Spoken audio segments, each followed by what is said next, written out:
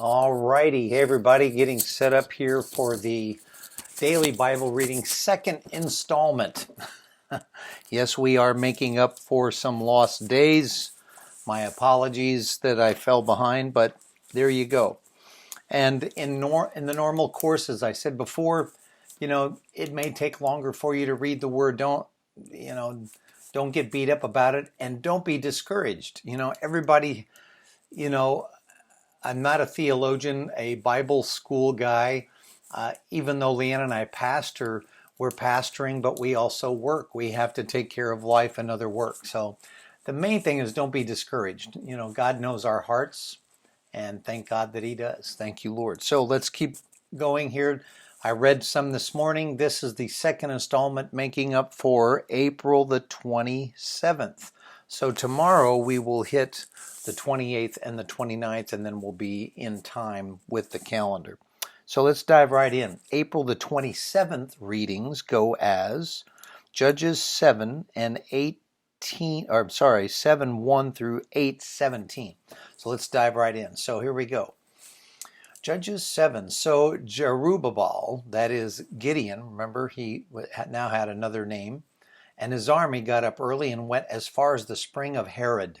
The armies of Midian were camped north of them in the valley near the hill of Morah. The Lord said to Gideon, "You have too many warriors with you." Interesting story. This was one of the things I love about the Gideon's army story. "If I let all of you fight the Midianites, the Israelites will boast to me that they saved themselves by their own strength. Therefore tell the people who is ever timid or afraid may leave the mountain and go home." So 22,000 of them went home. Pause. Man, 22,000 were timid or afraid. They haven't been winning battles in a while. You get that? And so many of them they're just unsure at this point. So let's go on.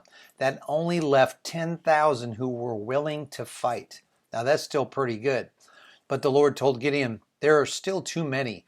Bring them down to the spring, and I will test them to determine who will go with you and who will not."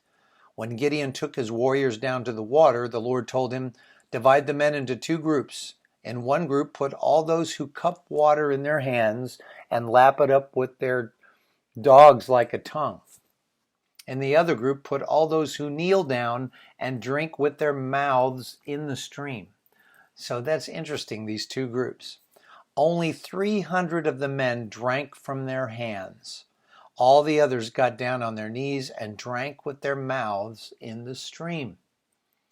The Lord told Gideon, "With these 300 men, I will rescue you and give you victory over the Midianites. Send all the others home." So imagine, out of the last 10,000, now there's only 300 left. God's making sure they don't think they've won this on their own power. That's pretty amazing. So he kept those 300 men. The Midianite camp was in the valley just below Gideon. That night the Lord said, "Get up, go down into the Midianite camp, for I have given you victory over them.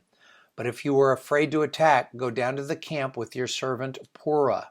Listen to what the Midianites are saying, and you will be greatly encouraged. Then you will be eager to attack." So Gideon took Purah and went down to the edge of the enemy camp. The armies of Midian, Amalek, and the people of the east had settled in the valley like a swarm of locusts. A lot of warriors. Their camels were like grains of sand on the seashore, too many to count. Gideon crept up just as the man was telling his companion about a dream. The man said, "I had this dream, and in my dream a loaf of barley bread came tumbling down into the Midianite camp. It hit a tent and turned it over and knocked it flat." His companion answered, "Your dream can mean only one thing. God has given Gideon, son of Joash, the Israelite, the victory over Midian and all its allies." Interesting how he could interpret the dream and know what God is doing. Very powerful. When Gideon heard the dream and its interpretation, he bowed in worship before the Lord. Then he returned to the Israelite camp and shouted, "Get up, for the Lord has given you victory over the Midianite hordes. he divided the 300 men into 3 groups and gave each man a ram's horn and a clay jar with a torch in it. Then he said to them, "Keep your eyes on me. When I come to the edge of the camp, do just as I do. As soon as I and those with me blow the ram's horn, blow your horns too, all around the entire camp, and shout, 'For the Lord and for Gideon.'" It was just after midnight, after the changing of the guard, when Gideon and the 100 men with him reached the edge of the Midianite camp. Suddenly they blew the ram's horns and broke their clay jars. Then all 3 groups blew their horns and broke their clay jars. They held the blazing torches in their left hands and the horns in their right hands, and they all shouted, "A sword for the Lord and for Gideon." Excuse me, got an itchy nose. A sword for the Lord and for Gideon. Each man stood at his position around the camp and watched as all the Midianites rushed around in a panic, shouting as they ran to escape. When the 300 Israelites blew their ram's horns, the Lord caused the warriors in the camp to fight against each other with their swords. Those who were not killed fled to places as far away as Beth Shittah, near Zerarah, and to the border of Abel Mehalah, near Tabath. Then Gideon sent for the warriors of Naphtali, Asher, and Manasseh, who joined in chasing the army of Midian. Gideon also sent messengers throughout the hill country of Ephraim, saying, "Come down to attack the Midianites. Cut them off at the shadow crossings of the Jordan River at Beth-barah." So all the men of Ephraim did as they were told. They captured Oreb and Zeb, the 2 Midianite commanders, killing Oreb at the rock of Oreb and Zeb at the winepress of Zeb. And they continued to chase the Midianites afterward. The Israelites brought the heads of Oreb and Zeb to Gideon, who was by the Jordan River. On to chapter 8 of Judges, and we're only going to read up to 8:17.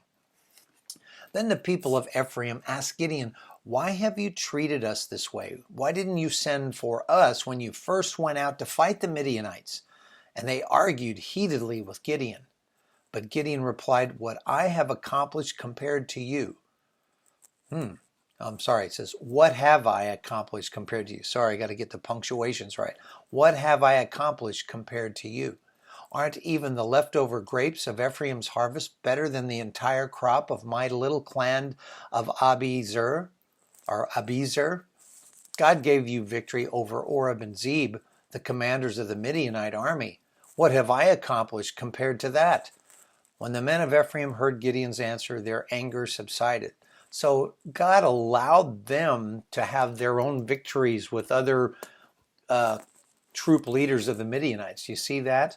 So really Gideon set things in motion so that the Lord's plan worked out amongst all these tribes. That's pretty amazing. Gideon then crossed the Jordan River with his 300 men. Though exhausted, they continued to chase the enemy. When they reached Succoth, Gideon asked the leaders of the town, "Please give my warriors some food. They are very tired. I am chasing Zebah and Zalmunna, the kings of Midian." But the officials of Succoth replied, "Catch Zebah and Zalmunna first, and then we will feed your army." So Gideon said, "After the Lord gives me victory over Zebah and Zalmunna, I will return and tear your flesh with the thorns and briars from the wilderness." How about that? So their denial led to this rebuttal. Wow. By this time, Zebah and Zalmunna were in Karkor with 15,000 warriors, all that remained of the allied armies of the east, for 120,000 had already been killed. Gideon circled around by the caravan route east of Nobah and Jokbaha, taking the Midianite army by surprise. Zebah and Zalmunna, the 2 Midianite kings, fled, but Gideon chased them down and captured all their warriors. After this, Gideon returned from the battle by the way of Heres Pass. There he captured a young man from Succoth and demanded that he write down the names of all the 77 officials and elders in the town. Gideon then returned to Succoth and said to the leaders, "Here are Zebah and Zalmunna. When we were here before, you taunted me, saying, catch Zebah and Zalmunna first, and then we will feed your exhausted army." Then Gideon took the elders of the town and taught them a lesson, punishing them, how about that, punishing them with thorns and briars from the wilderness. He also tore down the tower of Peniel and killed all the men in the town. Oh my gosh, so their rebuttal and their resistance to Gideon brought their own destruction. Isn't that amazing? So we're going to pause here because they actually say that's it for today. So we're going to honor the reading.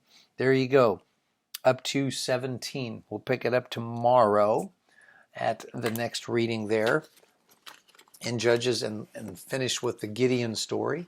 Let's move on to Psalms for April 27th. The Psalm is 97:1 through 98. So we're going to do both 97 and 98. Anonymous author here on both of these, actually. The theme of 97 is God, our awesome conqueror, is righteous and just. And we've just seen that with Gideon's army. The Lord is king. Let the earth rejoice. Let the farthest coastlands be glad. Dark clouds surround him. Righteousness and justice are the foundation of his throne. Fire spreads ahead of him and burns up all his foes. His lightning flashes out across the world. The earth sees and trembles. The mountains melt like wax before the Lord of all the earth.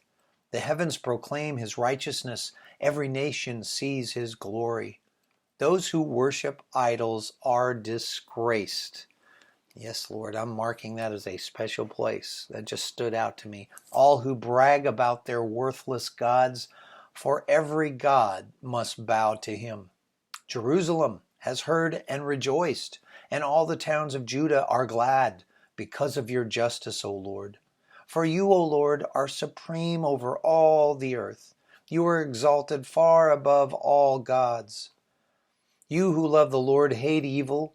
He protects the lives of his godly people and rescues them from the power of the wicked. Light shines on the godly and joy on those whose hearts are right. May all who are godly rejoice in the Lord and praise his holy name. Yes, Lord. Moving on to Psalm 98. So here we are in, April 27th. They wanted 2 Psalms. A lot of times when they're short, they will do that. So we're going to read on. This is interesting. So Psalm 98 is a footnote, and I wrote this because I'd seen this, I guess, working at Christmas time. Isaac Watts used this psalm to write Joy to the World. How about that? So Psalm 98, it was used as a reference for joy to the world, the Lord has come, right? And the theme is a song of joy and victory. Because God is victorious over evil, all those who follow him will be victorious with him when he judges the earth. Yes, Lord. And here we go, Psalm 98. Sing a new song to the Lord, for he has done wonderful deeds. His right hand has won a mighty victory. His holy arm has shown his saving power. The Lord has announced his victory and has revealed his righteousness to every nation. He has remembered his promise to love and be faithful to Israel. The ends of the earth have seen the victory of our God. Shout to the Lord, all the earth. Break out in praise and sing for joy. Sing your praise to the Lord with the harp and melodious song. With trumpets and the sound of the ram's horn, make a joyful symphony before the Lord the King. Let the sea and everything in it shout his praise. Let the earth and all living things join in. Let the rivers clap their hands in glee. Let the hills sing out their songs of joy before the Lord. For the Lord is coming to judge the earth. He will judge the world with justice and the nations with fairness. Yes, Lord, joy to the world, the Lord has come. And many other great songs. Psalm 98's have been a reference. Psalms are used so much in song references. Leanne and I have written songs from Psalms. You just can't help it. They birth songs. They birth worship. That's what's powerful about the book of Psalms. It's so good. You all know that. Many of you would know that song. Shout to the Lord right? That's shout to the Lord, all the earth, right there. So anyway, I won't try to sing all the songs right now. My voice is a little tired this evening. Let's pick it up here. And for April 27th, Proverbs 14, 7 and 8.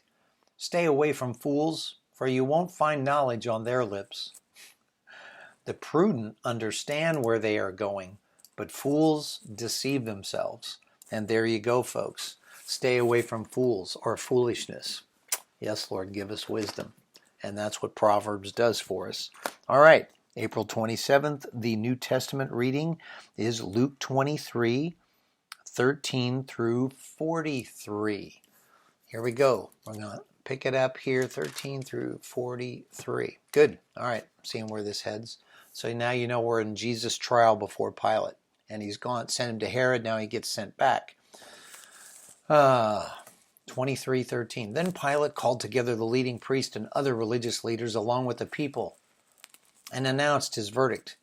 You brought this man to me, accusing him of leading a revolt. I have examined him thoroughly on this point in your presence and find him innocent. Herod came to the same conclusion and sent him back to us. Nothing this man has done calls for the death penalty, so I will have him flogged, and then I will release him. Then a mighty roar rose from the crowd, and with one voice they shouted, Kill him, and release Barabbas to us. Imagine his surprise. Barabbas was in prison for taking part in an insurrection in Jerusalem against the government and for murder. Pilate argued with him because he wanted to release Jesus, but they kept shouting, Crucify him! Crucify him! Now remember, by this time, all of this great crowd are bought and paid for. The religious leaders found all the right people, and anybody following Jesus was scared to even come forward because they just don't have the spirit for that yet. Look at there. So, yeah, this whole crowd turns the heart of Pilate. For the third time he demanded, Why? What crime has he committed? I have found no reason to sentence him to death, so I will have him flogged, and then I will release him. But the mob shouted louder and louder, demanding that Jesus be crucified, and their voices prevailed. So Pilate sentenced Jesus to die as they demanded. As they had requested, he released Barabbas, the man in prison for insurrection and murder. But he turned Jesus over to them to do as they wished. Wow. As they led Jesus away, a man named Simon, who was from Cyrene, happened to be coming in from the countryside. The soldiers seized him and put the cross on him and made him carry it behind Jesus. A large crowd trailed behind, including many grief-stricken women. Now it's starting to be a mixed crowd, right? Because, Jesus is walking to his death. But Jesus turned and said to them, Daughters of Jerusalem, don't weep for me, but weep for yourselves and for your children. For the days are coming when they will say, Fortunate indeed are the women who are childless, the wombs that have not borne a child, and the breasts that have never nursed. People will beg the mountains, Fall on us, and plead with the hills, Bury us. For if these things are done when the tree is green, what will happen when it is dry? Now, there's so much to unpack there. I'm not going to get into the theology of that or the deep meaning of what Jesus was relaying to the women there. But that's a 5-star statement pointing to really the end of days. And Jesus is speaking the big picture because he knows what's coming, obviously. But for the daily reading, I will move on. Again, keep your pen handy, your Bible, and you got to have a paper Bible. I guess you could do it on a pad or your iPhone or a computer and have a way to take notes, but I love seeing it where I've written in the book. All right, moving on. 32. 2 others, both criminals, were led out to be executed with Jesus. When they came to a place called the Skull, they nailed him to the cross, and the criminals were also crucified, one on his right and one on his left. Jesus said, "Father, forgive them, for they don't know what they are doing." And the soldiers gambled for his clothes by throwing dice. The crowd watched, and the leaders scoffed. "He saved others," they said. "Let him save himself if he is really God's Messiah, the chosen one." The soldiers mocked him too by offering him a drink of sour wine. They called out to him, "If you are the king of the Jews, save yourself." A sign was fastened above him with these words, "This is the King of the Jews." One of the criminals hanging beside him scoffed also, "So you're the Messiah, are you? Prove it by saving yourself and us too while you're at it." But the other criminal protested, "Don't you fear God even when you have been sentenced to die? We deserve to die for our crimes, but this man hasn't done anything wrong." Then he said, "Jesus, remember me when you come into your kingdom." And Jesus replied, "I assure you today, you will be with me in paradise." Paused right there. Wow. There you go. That's a huge statement. That's more than a lot of people even realize. The end, that phrase there in Luke 23, verse 43. And actually, that's where we're going to stop. And you have to really meditate on that, because people say, "Well, was the man a believer?" Well, he obviously was, and the other criminal wasn't. But the man that believed on Jesus was a criminal, and he knew he was supposed to die. Isn't that amazing? He knew he had been guilty. He's accepting his fate. The other one is mocking Jesus, just trying to get off, from being executed. And yet this man had heard about Jesus. So who knows his journey? Maybe while Jesus had spoken somewhere, he came to believe in Jesus, but was still a criminal. Or from what he observed, who knows? We don't know the story of it. But obviously he understood the kingdom. He understood something about when you come into your kingdom. Wow. How did he know that Jesus was going to die? And yet this guy knows that it's a spiritual kingdom. It's a heavenly kingdom. Isn't that awesome? And his faith was his salvation.